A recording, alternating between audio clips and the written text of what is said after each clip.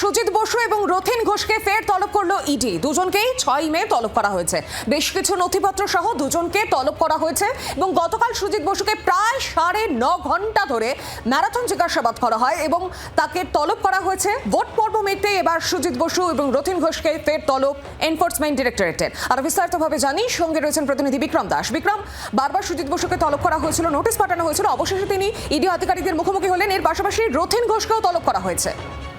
একেবারে তৃণমূল কংগ্রেসের দুই প্রার্থী অর্থাৎ সুজিত বসু এবং রথিন ঘোষ দুজনকেই আগামী সপ্তাহে আগামী 6 মে তাদেরকে তলব করা হয়েছে এনফোর্সমেন্ট ডিরেক্টরেটের দপ্তরের সিজিও কমপ্লেক্সে। আমরা জানি যে গতকাল এই পুরসভা নিয়োগ দুর্নীতি মামলাতেই মূলত সুজিত বসুকে প্রায় 9 ঘন্টা জিজ্ঞাসাবাদ করা হয়, তার স্টেটমেন্ট রেকর্ড করা হয়, কিন্তু যেটা এনফোর্সমেন্ট ডিরেক্টরেট সূত্রের খবর যে সেই জিজ্ঞাসাবাদ কিন্তু কার্যত অসম্পূর্ণ রয়েছে। বেশ কিছু আরো নথিও তার কাছ থেকে চেয়ে পাঠানো হয়েছে এবং বলা হয়েছে যে আগামী 6 তারিখ যখন তিনি হাজিরা দেবেন তখন সেই সমস্ত নথিপত্র তাকে নিয়ে আসতে হবে। অপরদিকে রথিন ঘোষ তাকে 3বার জিজ্ঞাসাবাদের জন্য তলব করা হলেও তিনি কিন্তু এখনো পর্যন্ত হাজিরা দেননি। সেক্ষেত্রে দাঁড়িয়ে তাকে আবার নোটিশ পাঠানো হয়েছে ইডির তরফ থেকে এবং 6 মে তাকে আসতে বলা হয়েছে সিজিও কমপ্লেক্সের ইডির দপ্তরে।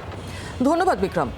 আর আপনাদের শোনাই, গতকাল সুজিত বসুকে যখন প্রায় 9.5 ঘন্টা জিজ্ঞাসাবাদ করা হয় তারপর বেরিয়ে তিনি ঠিক কি বলেছিলেন শুনুন।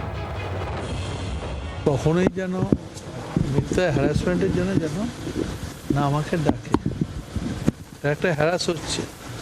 যে কেসে আমি নেই সে কেসটা তো অলরেডি চার্জশিট হয়ে গেছে।